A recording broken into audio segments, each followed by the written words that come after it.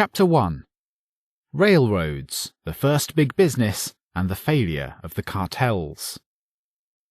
1. Subsidizing the railroads. Railroads were the first big business, the first large-scale industry in America. It is therefore not surprising that railroads were the first industry to receive massive government subsidies, the first to try to form substantial cartels to restrict competition, and the first to be regulated by government. Footnote. Since this book is not meant to be a history of late 19th century industry or of railroads, we do not discuss here fully the land grants and other subsidies to railroads. What we are interested in is an historical analysis of the development of railroad regulation and other manifestations of statism. End footnote. It was the decade of the 1850s, rather than as once believed the Civil War, that saw the beginnings of America's epic story of rapid and remarkable growth. The railroads, leading the parade, had spurted ahead of canals as the major form of inland transportation during the 1840s. In the 1850s, the railroads established a formidable transportation network as far west as the Mississippi. During the 1860s, the railroads reached westward across the continent, spurred by massive federal land grants, which eclipsed state government subsidies in this crucial period. The Republicans had proved able to use their virtual one-party control of Congress during and immediately after the Civil War to enact the nationalist and statist economic program they had inherited from the Whigs, a program which included massive subsidies to business in the form of protective tariffs to industry and land grants to railroads.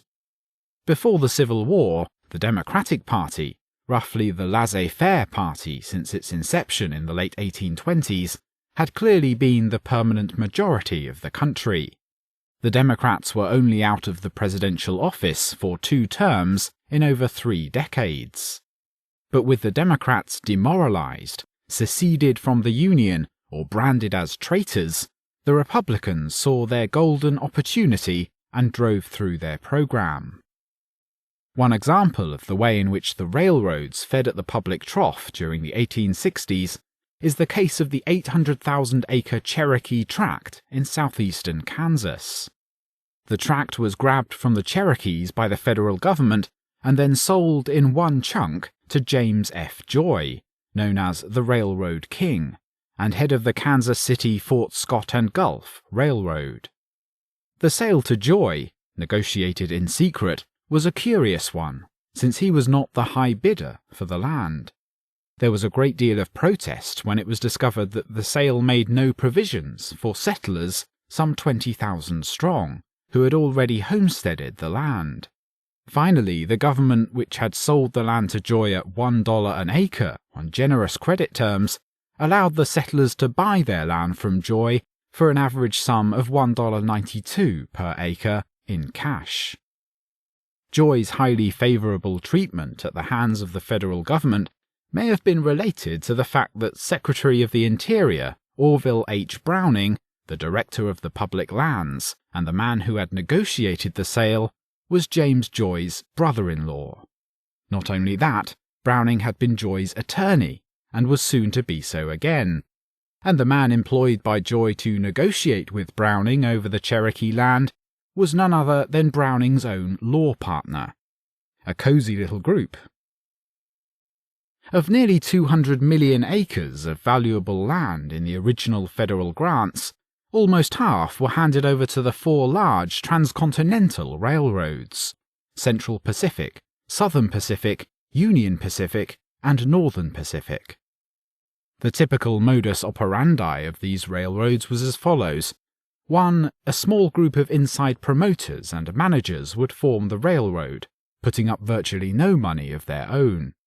2. They would use their political influence to get land grants and outright loans for the Union and Central Pacific from the federal government. 3. They would get aid from various state and local governments. 4. They would issue a huge amount of bonds to sell to the eager public.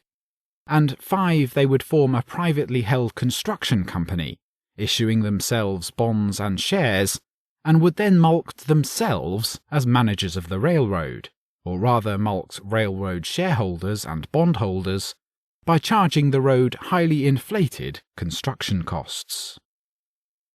The Central Pacific was founded by 4 Sacramento merchants, the Big Four: Collis P. Huntington, the dominant partner; Mark Hopkins, the inside man who managed the books; Charles Crocker, who ran the construction work; and Leland Stanford, who took care of the political end by becoming governor of California.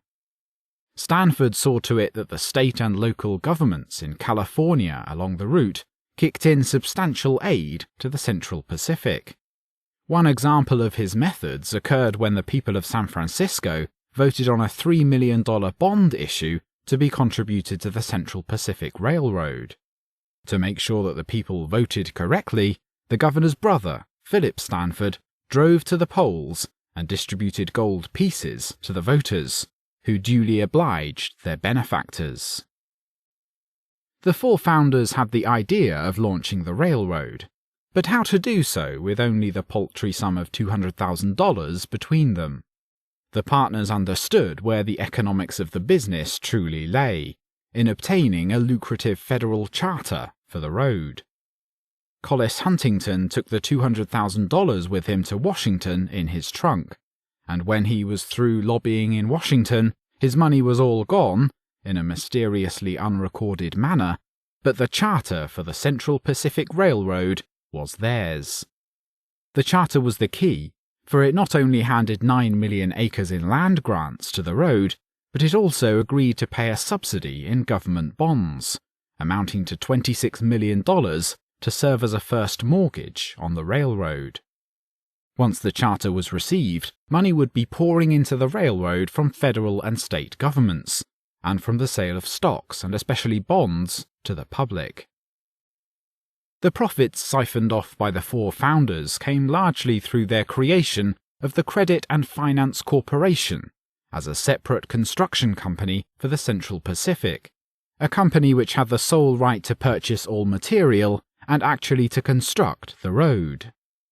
The CFC was wholly owned and directed by the 4 founders of the Central Pacific, and the founders, as heads of the railroad, made sure to pay munificent and extravagant sums to themselves as the construction company, thereby fleecing the shareholders and bondholders of the railroad.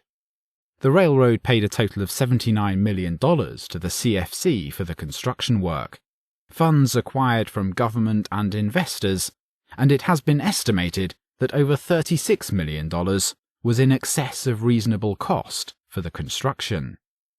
Typical of the great waste in construction was the time when the burgeoning Central Pacific encountered the small, already existing Sacramento Valley Railroad along its route.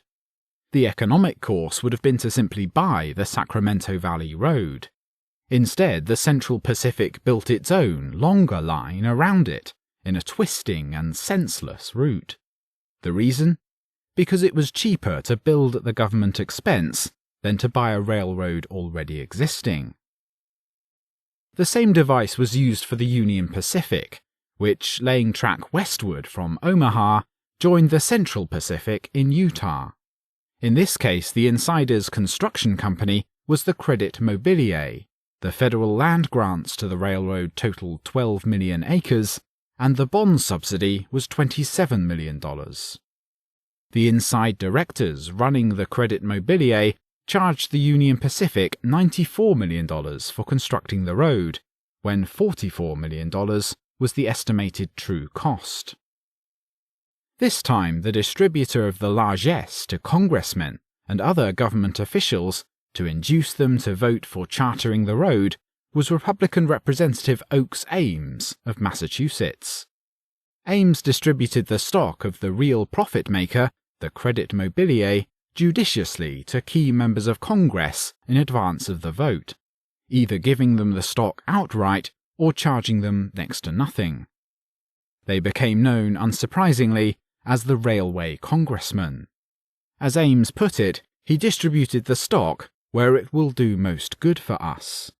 For we want more friends in this Congress, there is no difficulty in getting men to look after their own property. The payoff list included the Christian statesman Vice President Schuyler Colfax of Indiana, James G. Blaine of Maine, Secretary of the Treasury George S. Boutwell, future President James A. Garfield of Ohio, Senator Henry Wilson of Massachusetts, and a dozen other congressmen, including James Brooks of New York, House Minority Leader, as a sop to the Democrats. As for Oakes Ames himself, he not only received some stock for his trouble, but his shovel manufacturing firm surprisingly received the Credit Mobilier contract for shovels in constructing the railroad. Editor's footnote. One of the promoters of the Union Pacific was Grenville M. Dodge.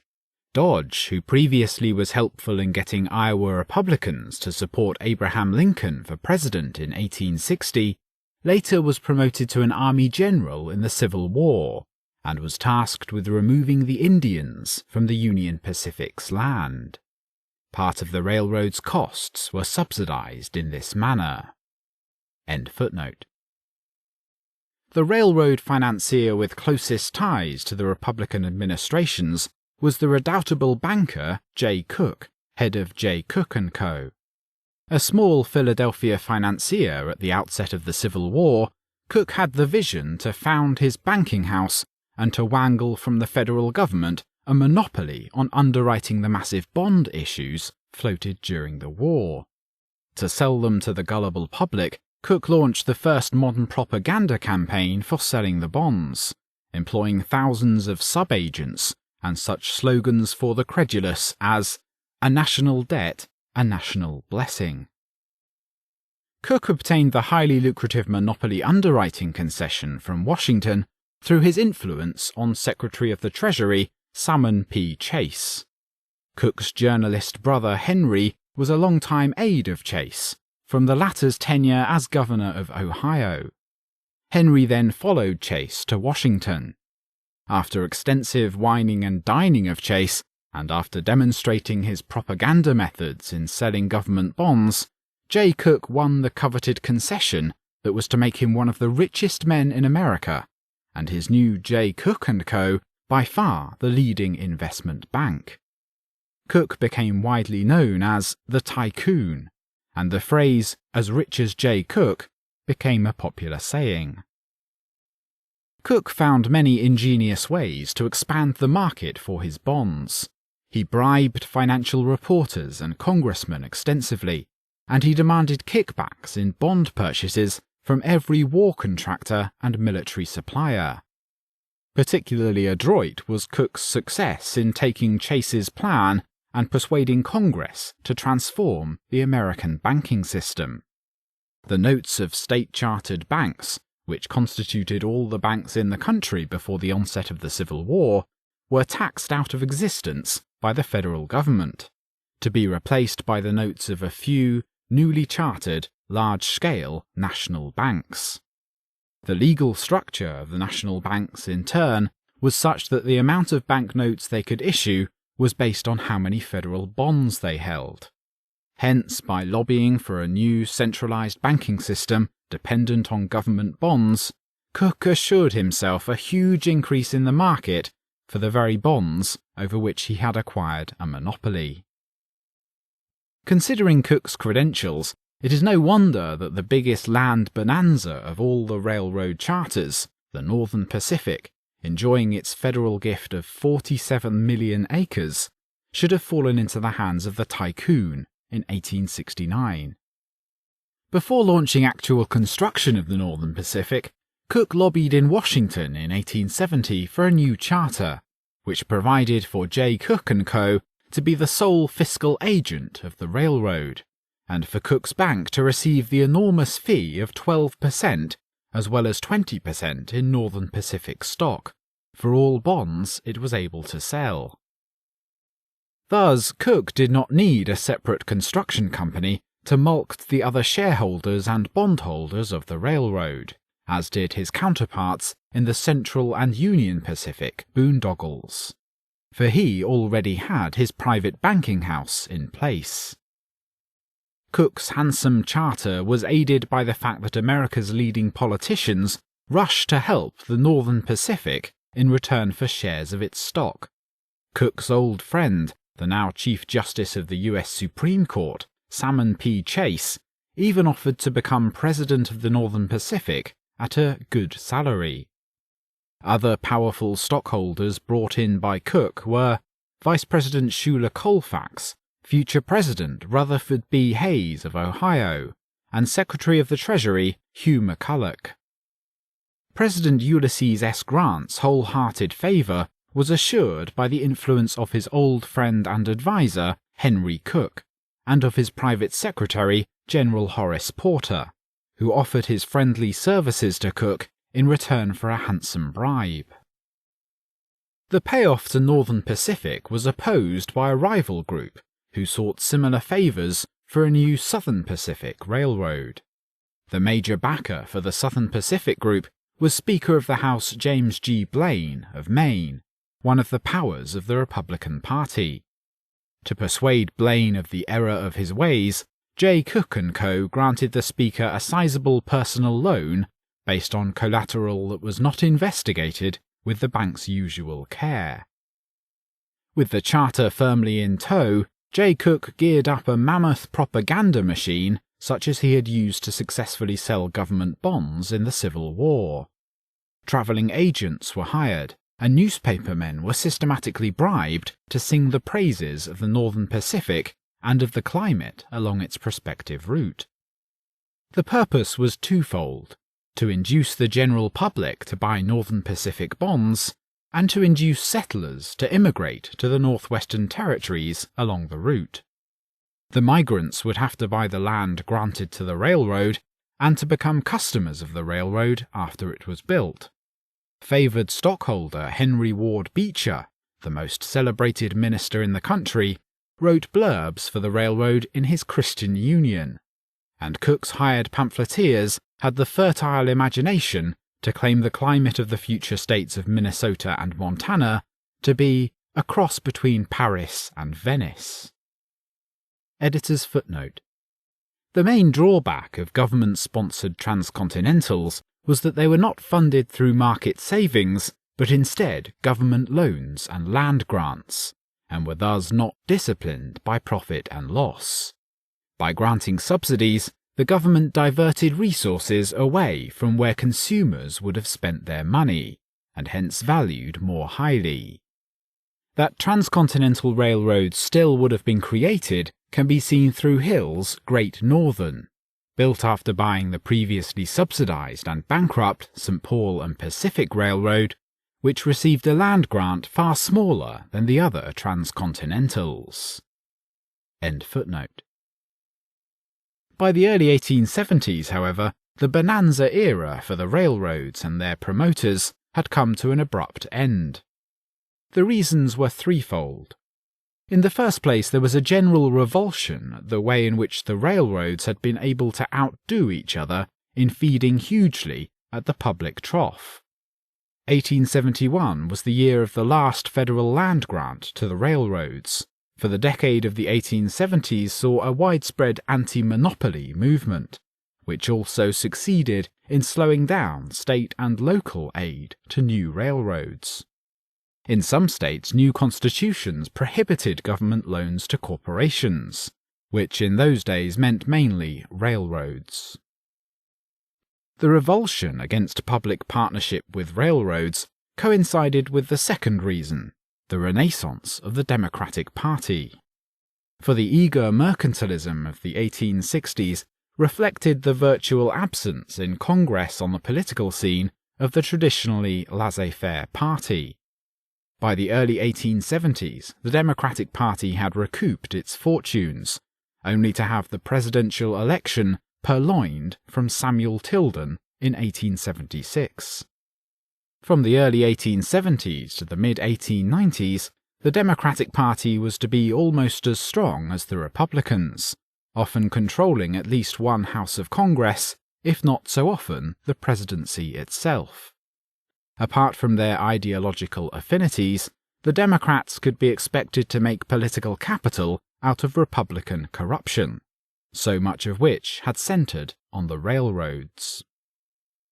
The third reason for the end of the railroad bonanza was the shocking bankruptcy and collapse of the mighty J. Cooke in the Panic of 1873. One problem with massive government aid is that it subsidises inefficiency, and the far from completed Northern Pacific was increasingly in huge financial arrears. Also, the tycoon's touch in selling bonds was no longer so magical as it had been in peddling government securities. Led by the powerful Rothschilds, European bankers and investors stayed away in droves from Northern Pacific bonds, a striking contrast to the general enthusiasm of European investors in American railroads during the latter half of the 19th century.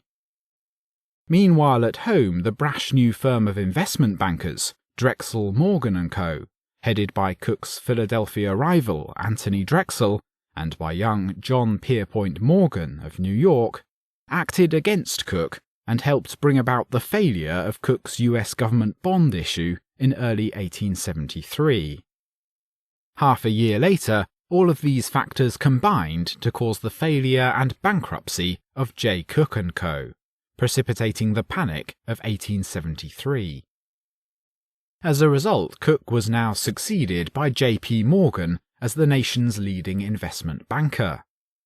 Footnote: since Morgan and Auguste Belmont, the Rothschilds' agent in New York, were generally allied, we may speculate that the Rothschilds' rebuff to the Northern Pacific bonds may have been part of a successful cabal to bring down J. Cooke and replace him with Morgan in the American banking firmament.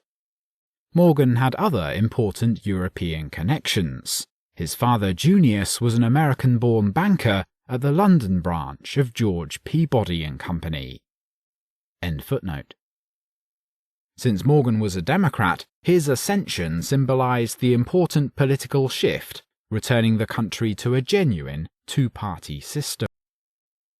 2. The rationale of railroad pricing. The anti-monopoly and later movements that wanted government to do something about the railroads arose partly in response to the outrageous handouts that government had granted to the roads. The healthy demand of the protesters was to stop or roll back the subsidies. The former successfully stopped the land grant process, while the latter focused on a demand for local governments to tax unused land that the railroads had received as a bonus and were holding off the market. Many of the protesters went further, however, and demanded various forms of regulation to hold down railroad rates, especially for freight, which was economically far more significant than passenger service. The public demand for rate regulation, when not based on self-interest, as will be seen below, reflected a profound ignorance of the basic economics of railroad pricing. The idea that rates were in some sense too high, or that railroads were monopolies, ran against the hard fact that railroads were tremendously and even fiercely competitive, and that the consuming public was being served not only by land-based transportation across the continent, but also by continued competitive and substantial lowering of freight rates. Footnote: it is difficult for the modern reader to comprehend that before the advent of the railroads, there was literally no way to move over land apart from unsatisfactory local dirt roads. Hence, before the mid-19th century, transportation had to take place over water, and centres of population and production had to be locally nearby. End footnote. Railroads competed between the same cities and towns. They also competed with each other between regions, and they competed with canals and coastal shipping. Obviously, as in any other commodity pricing, the prices of railway rates were set by the degree of competition in the various areas. Along routes where railroads competed directly with canals or coastal shipping, freight rates were forced lower than where such competition did not exist. There was intra-railroad competition between regions, developing between the several transcontinental railroad routes. There was also fierce competition between the 5 competing trunk lines between the eastern cities and the Midwest: the Erie, Baltimore and Ohio, B&O, Pennsylvania, New York Central, and Grand Trunk. It is interesting that in their public arguments, the various railroads argued that rates should be set in accordance with whatever pricing theory benefited the particular railroad.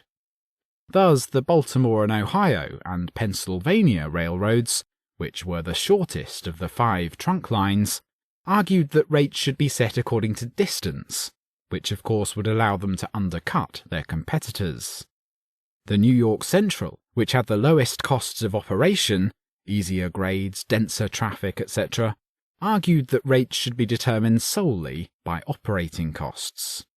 And the Grand Trunk, weak and perpetually teetering on the edge of bankruptcy, claimed that prices should only be high enough to cover operating costs, ignoring dividends and interest. There was also vigorous competition between railroads serving the same cities.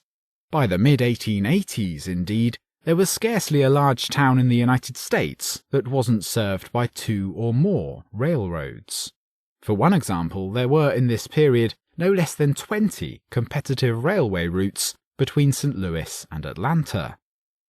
Complaints by customers, farmers, merchants, and other shippers, and by the general public about freight rates generally centered around the railroad practice of multiform pricing, of charging one shipper different rates from another. In each case, the shippers paying higher rates denounced the action as price discrimination, stemming from some sort of conspiracy indulged in by the railroads. But in each case there were sound economic reasons for the pricing practice. The complaints may be grouped into several categories. 1. Continuing complaints that railroads were charging lower proportional per mile rates for long-haul as compared to short-haul traffic. But such pricing was the result not of some demonic conspiracy against the short-haul areas, but of the economics of the situation. In the first place, railroads had high fixed terminal costs, the costs of loading and unloading at the 2 terminals for each shipment, which were incurred regardless of the length of the trip. These would tend to yield lower rates for longer hauls.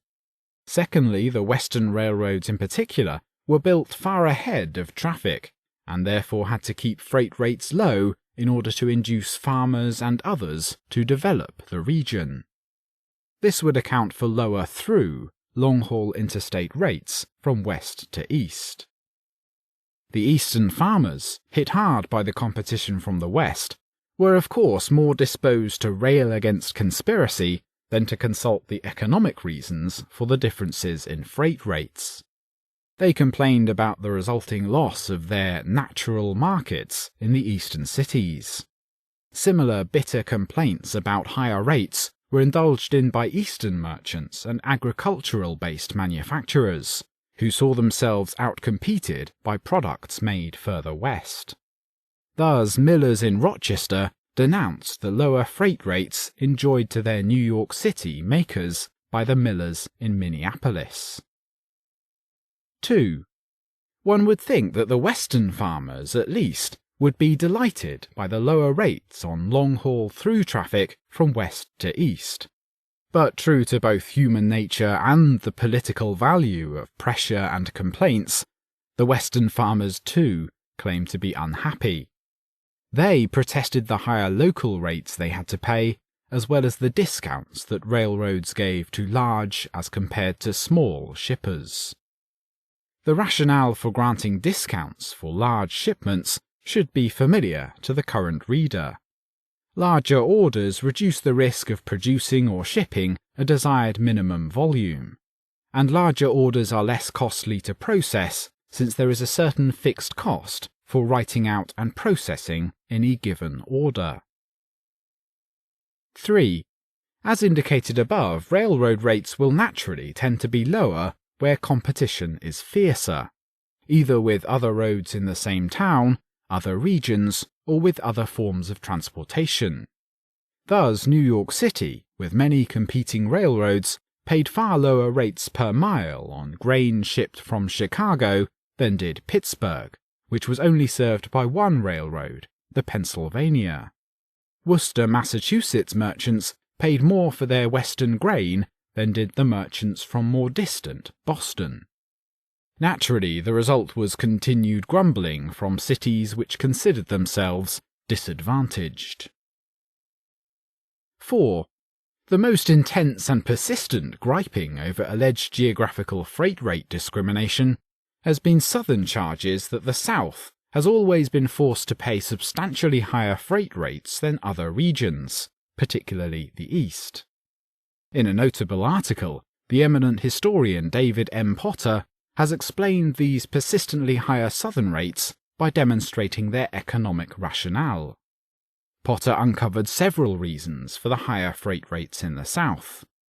In the first place, the density of population is greater in the East, the lower density of traffic in the South imposing higher costs. Secondly, the principal shipment from the South had been cotton. Railroads early realized that they had to classify commodities when deciding on freight rates. For heavy, bulky commodities selling at a low cost per unit weight could not afford to pay the high freight rates per ton-mile that lighter weight, more specialized consumer commodities could afford. Hence, if they were to move these bulky commodities at all, the railroads had to classify the bulky commodities such as coal, wheat, livestock, ore, or cotton into lower rate categories than, say, groceries or clothing. Hence, to make up for the low rates which the Southern railroads had to charge for cotton, they had to set comparatively high rates on other, higher-grade goods, including northern goods that were shipped southward. Thirdly, it was the peculiarity of Southern rail traffic that there were for a long time no trunk roads for long-haul traffic from the south to the eastern markets. Instead, the railroad traffic was local, carrying produce from the interior to the coastal ports, then to ship by the coastal trade. Local traffic meant higher freight rates. Indeed, the stiff water competition in much of the South, won the coastal route by riverboats on the large and small rivers, meant unusually lower railroad rates on the competing routes, and correspondingly higher local rates where this competition was absent.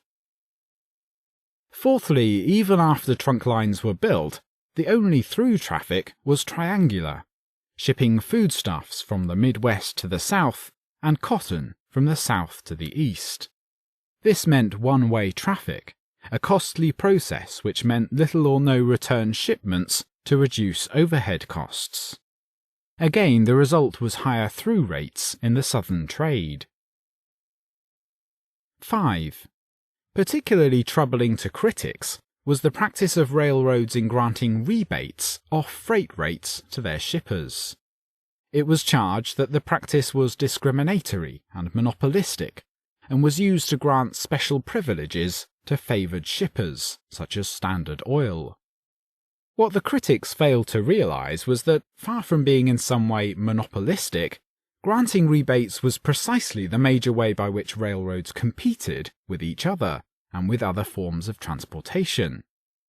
The practice of giving discounts off list price to attract or hold customers is a common one in industry now, and there are few accusations that the custom is either monopolistic or discriminatory.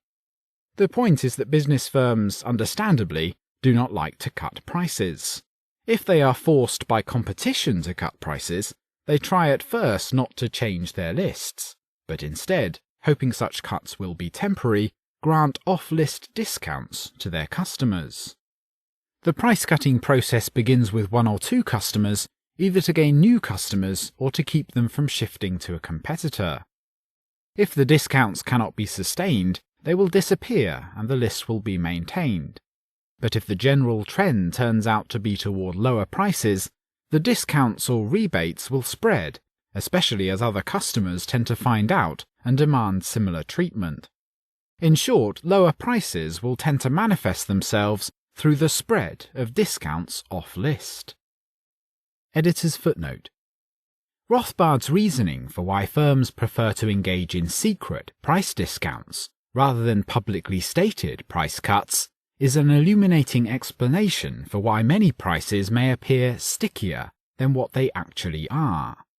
The historical price data, which supposedly looks stable over long periods of time, may not be the actual prices which transactions are conducted at. Hidden price increases can also occur through reclassifications of goods in pricing categories, or charging for previously free services. Of course, prices are not perfectly flexible, but neither are they as rigid as commonly believed. End footnote. There is another reason for the prevalence of rebates, that businesses are often willing to charge less in return for a definite order. As one railroad man explained in US Senate hearings on the widespread use of rebates, a man may say, "I can give you so much business. If you can depend on that, you may make definite arrangements accordingly." We can see then that pricing in the business world, in contrast to the neatly determined quantities and charts of the economics textbooks, is a continuing process of discovery, of trying to figure out what the best and most profitable prices may be in any given situation. Editor's footnote. Rothbard's emphasis on pricing as a discovery process is a major theme in Austrian economics. The argument is that competition, far from being accurately captured in the staid end-state model of perfect competition, where buyers and sellers have no influence on prices and possess perfect information, is actually better described as a dynamic interactive process where rivalrous buyers and sellers have to appraise the pertinent market data, make speculative forecasts, and continually adjust their behavior.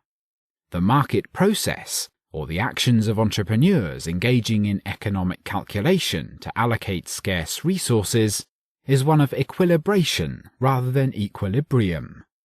Markets are efficient and welfare-enhancing, even if they are not in perfect competition or general equilibrium. Rothbard later in his life did criticize the discovery procedure paradigm, and preferred to characterize entrepreneurs in the market as appraisers and uncertainty bearers instead of discoverers. End footnote. This is particularly true of railroads, which have had to price literally thousands of items over a myriad of different routes and conditions. Perhaps this complexity of the discovery process accounts for the fact that railroad rebates, far from being confined to a few large shippers such as Standard Oil, were widespread during the latter half of the 19th century for petroleum refining as well as in most other industries.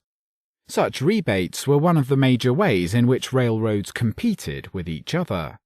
Thus, the New York Central typically had 6,000 cases of special contracts or rebates outstanding. And in California, rebates were granted on virtually every contract. Reductions off-list could easily go as far as 50%. 6. At once the most important and the most absurd charge was that railroad rates were too high in the decades after the Civil War. There is, first of all, the lack of any rational and non-arbitrary standard to determine how high or how low the price should have been. But apart from that, one of the remarkable phenomena of these decades was the continuing and massive fall in freight rates over the years. It was an era that ushered in a new age of cheap transportation over vast distances. Generally, the railroad rates fell, as did other prices, during recessions, but did not rise nearly as much during succeeding booms. As a result, the trend was rapidly downward. These were glorious decades in America, when the increased supply of goods and services emanating from our own industrial revolution lowered most prices. As in all of the 19th century, except for periods of wartime inflation, the general trend of prices was downward. But even in relation to other falling prices, the fall in railroad freight rates was truly remarkable. The fall in rates took several forms. One was an outright and evident fall in nominal rates. Over the decades, these nominal rates fell by 1/2 to 2/3. Thus, the price for shipping wheat from Chicago to New York fell from 65 cents per £100 in 1866 to 20 cents 31 years later.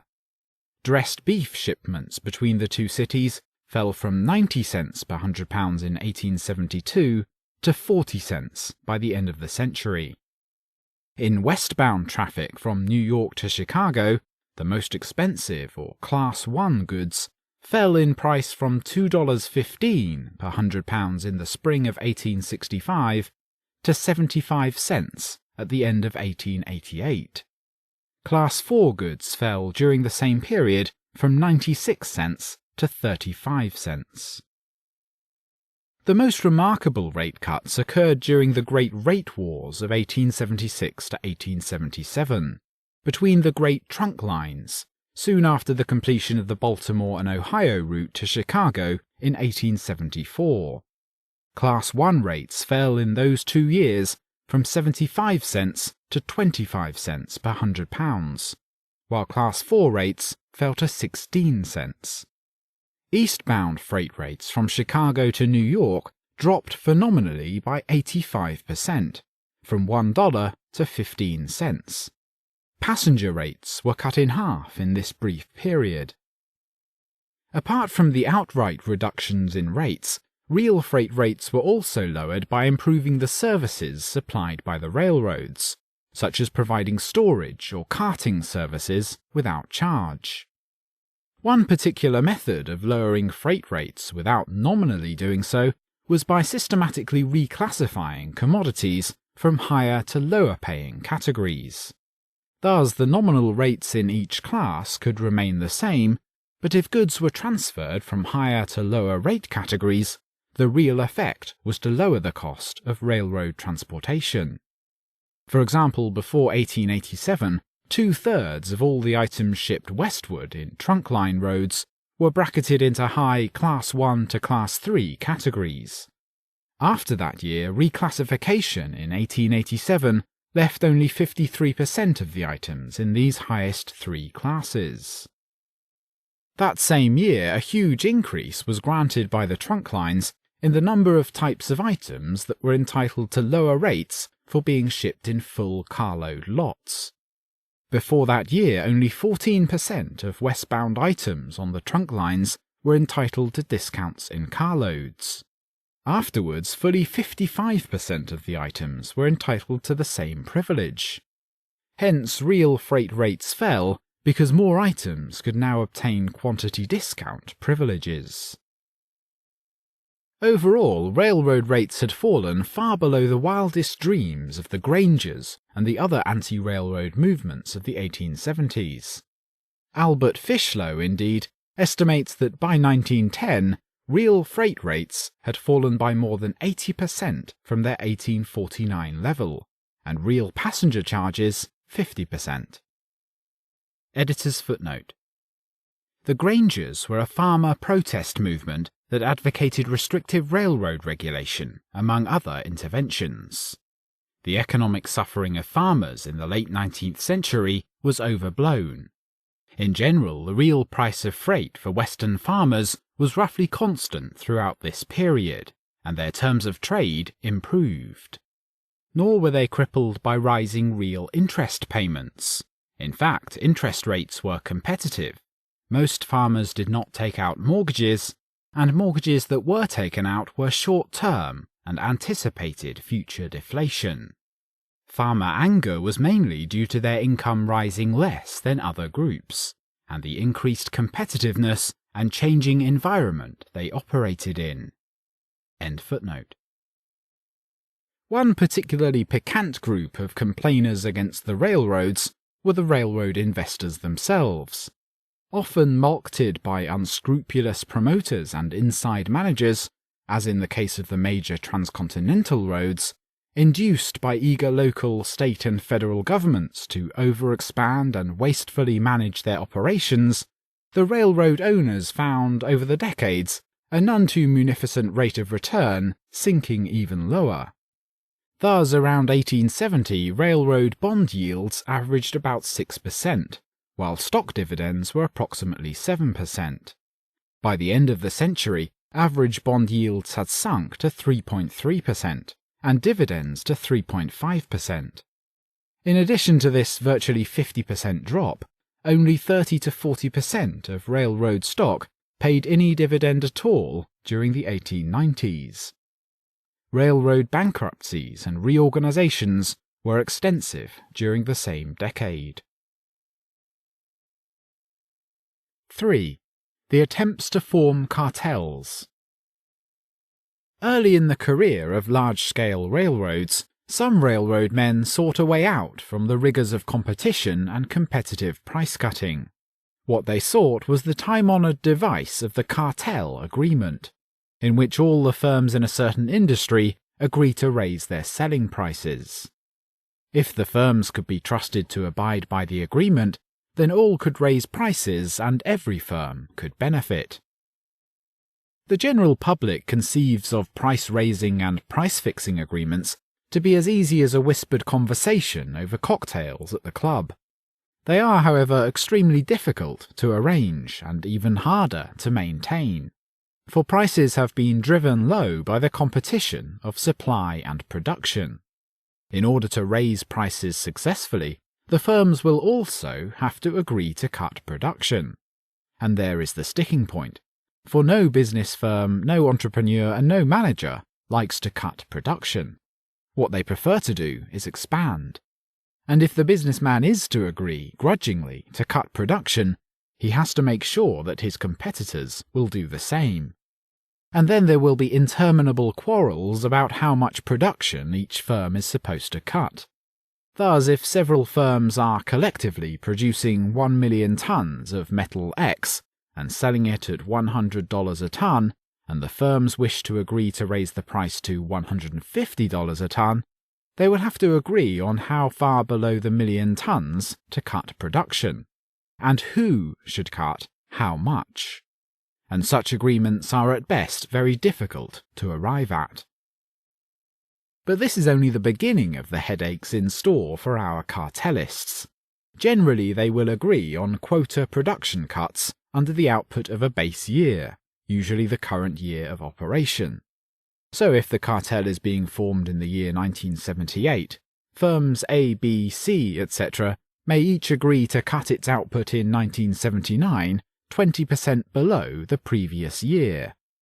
But very quickly in the cartel agreement, and more as time goes on, human nature is such that each businessman and manager is thinking as follows.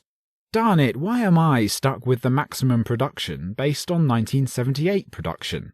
This is now 1979, or 1980, etc. And now we have installed such and such a new process, or we have such and such a hotshot product or salesman, that I know if our company were all free to compete and to cut prices, we could sell more, pick up a larger share of the market, and make more profits than we did that year. As 1978 recedes more and more into the past, and 1978 conditions become more obsolete, each firm chafes increasingly at the bit, longing to be able to cut prices and compete once more. A firm might petition the cartel for an increased quota, but other firms whose production would have to be cut would protest bitterly and turn down the request. Eventually, the internal pressures within the cartel become too great, and the cartel falls apart, prices tumbling once more. A characteristic pattern of cartel breaking is secret price cutting. The restless firm, anxious to cut prices, decides to try and have its cake and eat it too, while its boobish fellow producers keep sticking to the agreed cartel price of, say, $150 a ton. Our hypothetical firm approaches a few customers whom it is anxious to keep, or others whom it is eager to acquire. Look, because you're such a great person and your firm is such a good one, I'm going to let you have our metal for $130 a ton. In return, I want you to keep quiet about it so that your and our competitors won't find out about the deal. For a few months this will work, and the firm will be reaping extra profits at its competitors' expense. But truth will get out, and eventually the word spreads to the firm's other customers and competitors about the secret price cut. Other customers will demand similar treatment. The competitors will self-righteously denounce our firm as a rate buster, a cheat, and a traitor, and the cartel will dissolve in intensified competition, price cutting, and intra-industry recriminations. That is one inexorable way in which a cartel will break up, from internal pressures arising from the firms within the cartel. But there is another equally formidable source of insurmountable pressure to crack the cartel: external pressure from outside the cartel.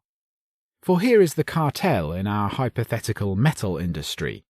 Outside firms, outside investors, clear-sighted entrepreneurs seeking profits look at this industry and see that a cartel has been formed. Its price has gone up by 50%, and consequently the industry is now enjoying unaccustomed profits. To extend our hypothetical case, suppose that the cartel has raised its profits from 5% to 15%. Outside investors say, aha, these fellows have a good thing going. Why shouldn't I, who am not bound in any sense by the cartel agreement, nip into this industry, build a new plant and a new firm, and undercut the cartel? I could sell at $130 a ton, and besides I could build an entirely new plant with the latest equipment and the latest processes, while these fellows would have to compete possessing older and partially obsolete plants. And so the higher price and the higher profit rates acts as an umbrella and a lure to tempt new and possibly more competitive firms into the industry. How will the cartel meet the challenge of new and dangerous competitors? If it wishes to keep the high cartel price, it will have to draw the new firm into the cartel by assigning the firm a production quota of its own. But that would mean that the old firms, each of which detests the idea of cutting production in the first place, would have to cut still more, and all for the benefit of a new and unwelcome interloper. It is unlikely that the new firm could be absorbed into the cartel, and therefore the likely event is a break-up of the cartel, with prices tumbling down again. Except that this time the permanent result will be a menacing new competitor, which might well outcompete and drive out some of the existing firms. And even if the new firm is absorbed into the cartel, the success can only be temporary, since more new firms will continue to be attracted to the industry, and the problem will begin all over again. Eventually, the cartel will bust up from the external pressure of new entrants into the industry. Thus, every cartel, every voluntary agreement by competing firms to raise prices and cut production will inexorably break apart from internal and/or external pressures. A cartel cannot long succeed on the free market. Editor's footnote. Rothbard elsewhere argued that even if a cartel was able to successfully restrict output and raise prices, this is not evidence that there is an overall restriction in production, since the cut-down in an industry's production releases non-specific factors and allows them to be absorbed by other industries, who can now increase their production of goods. The sustainable higher price of the cartel is evidence that the industry overproduced and the resources are more highly valued in other industries. The fact that time and time again most cartels were not successful is evidence that consumers valued the resources more highly in the cartelized industries than elsewhere. Governments can sustain cartels by forcibly weakening the internal and external mechanisms that break them. End footnote. In every industry that has ever attempted the cartel device, the story has been the same, repeatedly confirming the above basic economic insight. In the case of the railroads, the plot repeats itself, except that the cartels were called pools, production was freight shipments, prices were freight rates, and price cutting took the form of secretly increasing rebates to shippers. The first important railroad pool was the Iowa Pool, formed in 1870. Footnote: there were fitful attempts to organise railroad pools in the mid and late 1850s, including one by the trunk lines, but they broke up quickly and with little effect. End footnote. The twin cities of Omaha, Nebraska, Council Bluffs, Iowa, were the eastern terminus of the great new transcontinental Union Pacific Central Pacific route to California. The rail route from Chicago westward to Omaha therefore took on enormous importance. There were three major competing routes between Chicago and Omaha. The most northerly, the Chicago and Northwestern. The Chicago, Rock Island and Pacific, the Rock Island Line. And the most southerly, Burlington system, among other things interconnecting the Chicago, Burlington and Quincy with the Burlington and Missouri railroads. As luck would have it, the three competitors were controlled by two businessmen and their associates. The entire Burlington system was controlled by James F. Joy, the railroad king, backed by a group of Boston capitalists. Meanwhile, John F. Tracy, backed by numerous capitalists including Dutch finance, controlled both the Chicago and Northwestern and the Rock Island Line. With only two businessmen controlling the three competing lines, conditions seemed ripe for a cartel. Both men were eager for the experiment, since both Joy and Tracy had overborrowed in order to acquire their holdings and were in shaky financial shape. And so in late 1870, Tracy initiated the formation of the Iowa Pool, which tried to prop up freight rates by reducing aggregate traffic and by pooling half the earnings of the three lines and equally dividing the pool, thereby greatly reducing the incentive to engage in competitive profit-seeking or price-cutting. Footnote: more specifically, the railroads pooled 50% of their freight receipts and 55% of their earnings from passenger traffic. End footnote.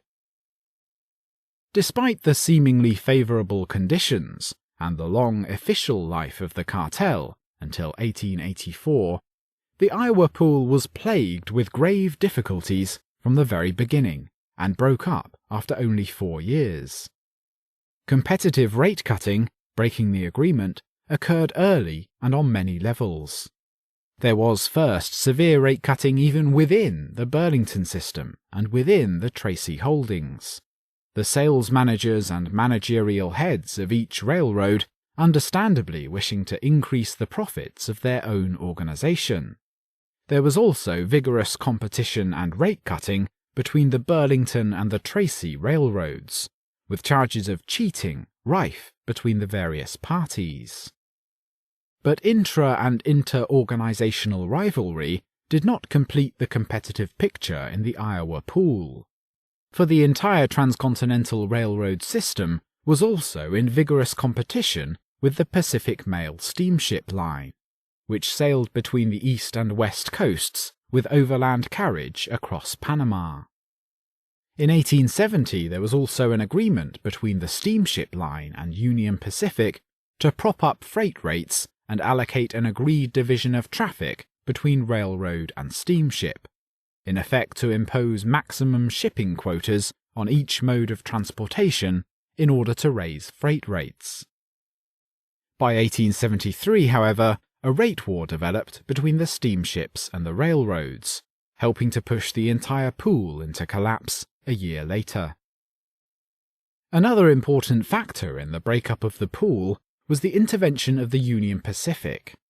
For one of the first actions of the Iowa Pool was the demand of the Union Pacific a higher share of the transcontinental Chicago-San Francisco railroad income. Angered, the Union Pacific decided to crush this demand by dealing with the individual members of the Burlington system, and also by shifting more business to the St. Louis rather than the Chicago terminus. All this competition from within and without the pool led to its collapse after only 4 years of turbulent operation.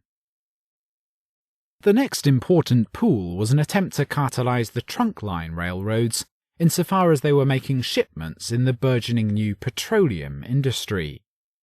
Ever since the first oil well had been drilled in Titusville, Pennsylvania in 1859, crude oil had been extracted from western Pennsylvania oil fields and refined largely in Cleveland.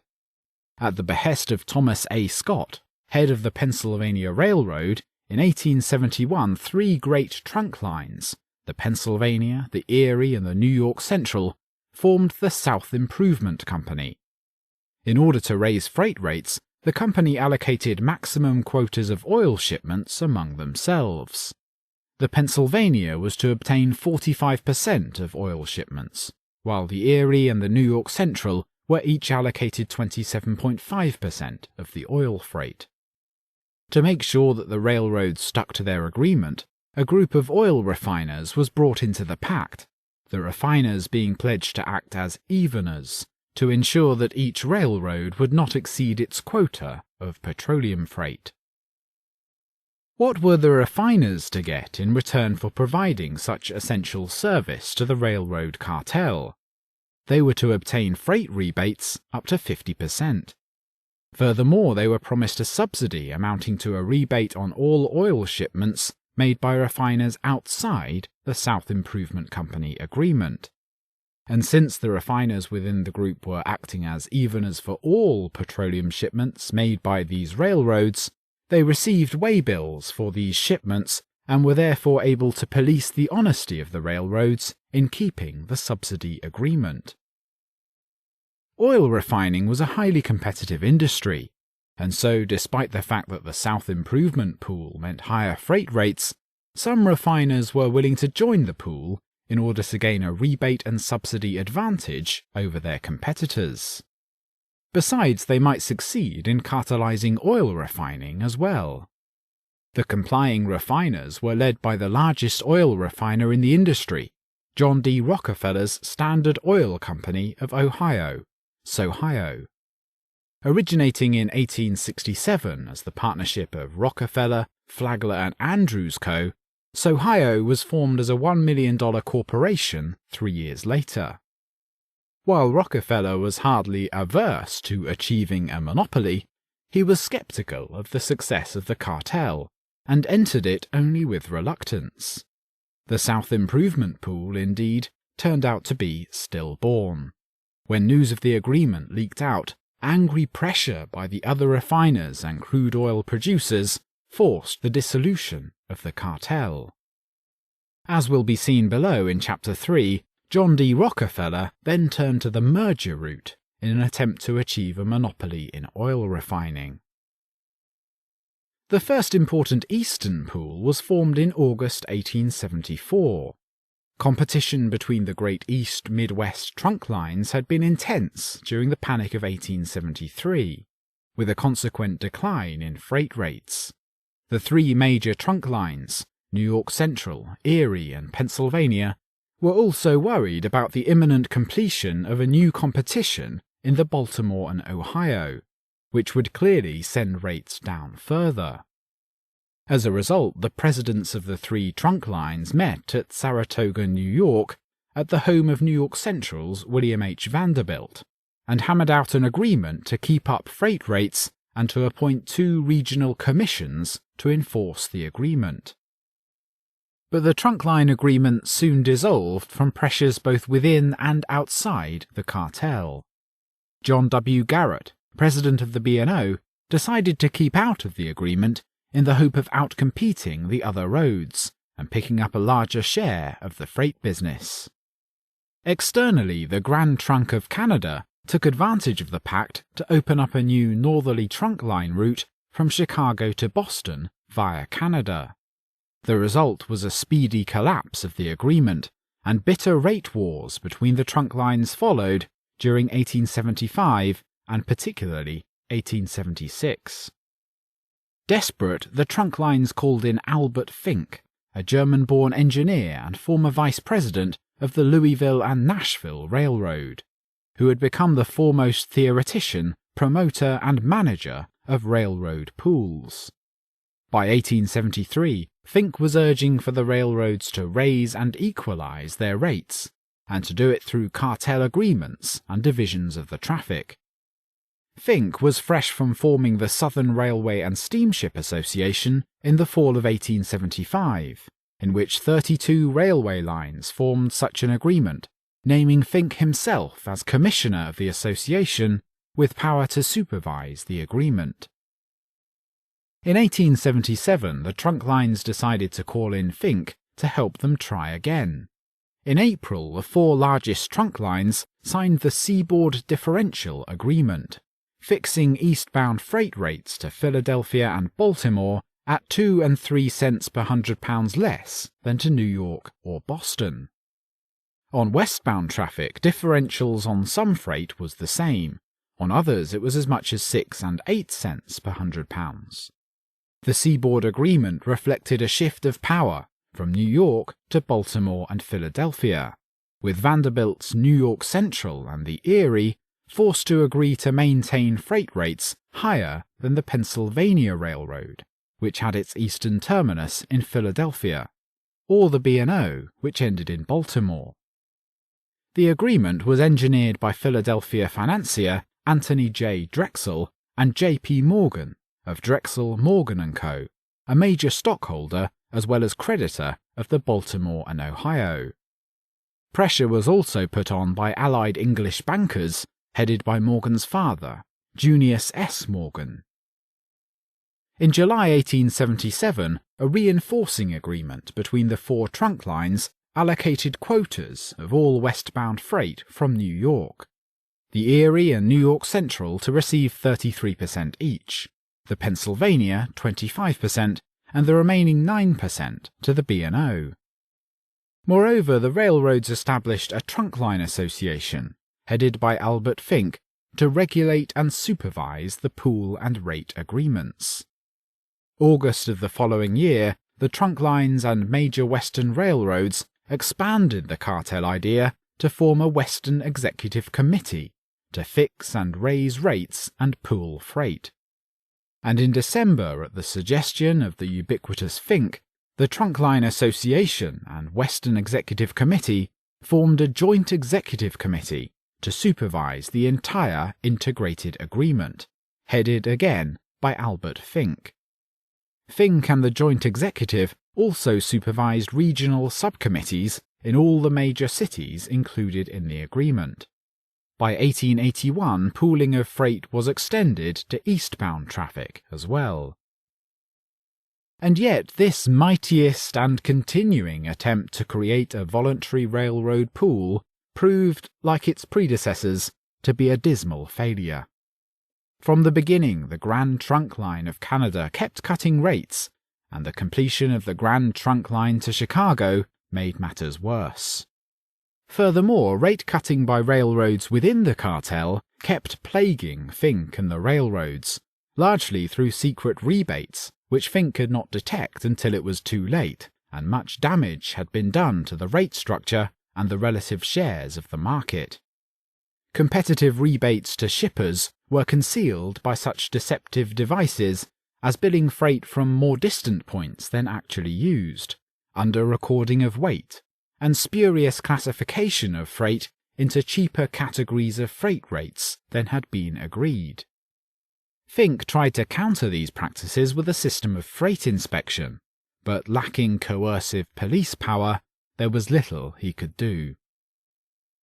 As early as February 1878, Fink attempted to blacklist all railroad executives granting secret rebates, but a month later the division of freight between Detroit and Milwaukee was already collapsing in competitive rate and shipping wars. In 1878 and again in 1880, severe rate wars and competition for freight broke out between the trunk lines themselves. From the beginning of the agreement, the merchants and shippers of New York had been understandably unhappy at the fixed competitive disadvantage that New York was suffering in relation to Philadelphia and Baltimore. Finally, in 1881, under pressure from these merchants and their boards of trade, the New York Central broke ranks and initiated a fierce rate war. In 3 months during 1881, freight rates were cut in half, east and west. Fink tried desperately to stem the tide by gaining an agreement to raise rates to the pre-rate war level and to try to crack down on zealous railroad sales managers, freight agents and freight solicitors who engaged in secret rebates in order to gain sales. But all this was in vain. In March 1882, Fink and the Joint Executive tried once more, appointing a joint agent at every important traffic centre, with the power to examine all the railroad's books and bills of lading. But by the end of the year, this attempt had collapsed as well. One of the major reasons for the failure of Fink and the trunk cartels was the truly heroic activities of one of the most maligned railroad financiers of this era, Jay Gould. In his search for profits, Gould was inadvertently the people's champion, by his inveterate activities as traitor and rate-buster, as wrecker of railroad cartels. Footnote. Interestingly enough, Gould has been maligned by left-wing historians as well. Thus, the perfervid Matthew Josephson refers to Gould as Mephistopheles, and speaks of a Jay Gould who flies about preying upon the rich debris. End footnote. Ever alert to profits to be made from undercutting railroad pools and cartels, Gould would either break the agreement from within or build external railroads to compete with the bloated and vulnerable railroad pool. Thus it was Gould who initiated much of the Eastern Rate Wars of 1881 to 1883 by building the West Shore Railroad in New Jersey, as well as the Delaware, Lackawanna and Western in New York, to compete directly with the New York Central. Editor's footnote. For the Joint Executive Committee, significant price wars occurred in 1881, 1884 and 1885. The long-run trend of the official grain rate declined from 40 cents per £100 at the beginning of 1880 to 30 cents in early 1883 to 24 cents in mid-1886. End footnote.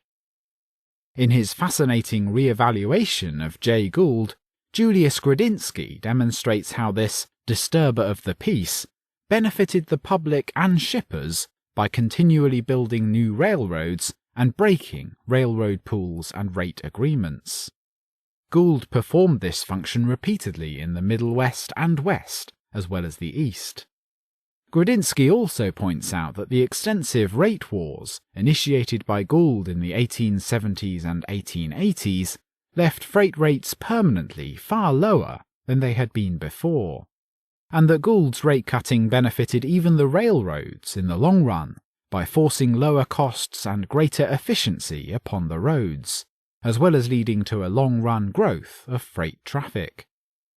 Footnote. Gould filled the image of the self-made man that fitted so many of the entrepreneurs of these decades, including Rockefeller and James J. Hill. Gould was born poor in upstate New York, taught himself surveying, and went on to become a brilliant speculator and corporate financier. End footnote. All in all, by the mid-1880s, the railroads generally were in the position that Gabriel Kolko describes for the Eastern Trunk Cartelists by 1883. Quote, "By this time, the Joint Executive Committee was merely an empty piety, without real power or meaning. Fink warned the railroad men that they would lose money by their policies, which they very well realized, but he was unable to obtain their cooperation. There were too many parties, too many potential areas of friction, for successful control to come via voluntary agreements." End quote. In 1884, the freight rate structure was in collapse, and the Trunk Line Association did little more than stand by helplessly. During that year, Charles Francis Adams Jr., scion of the famous Massachusetts family and one of the leaders of the Trunk Line Association, wrote that one of its meetings, quote, struck me as a somewhat funereal gathering. Those comprising it were manifestly at their wits' end. Mr. Fink's great and costly organisation was all in ruins. They reminded me of men in a boat in the swift water above the rapids of Niagara. End quote. The trunk lines struggled to another agreement in late 1885, but it was again to collapse the following year, and the railroad associations in other regions of the country were doing no better. Alfred Chandler's conclusion is apt. By 1884, nearly all the railroad managers and most investors agreed that even the most carefully devised cartels were unable to control competition.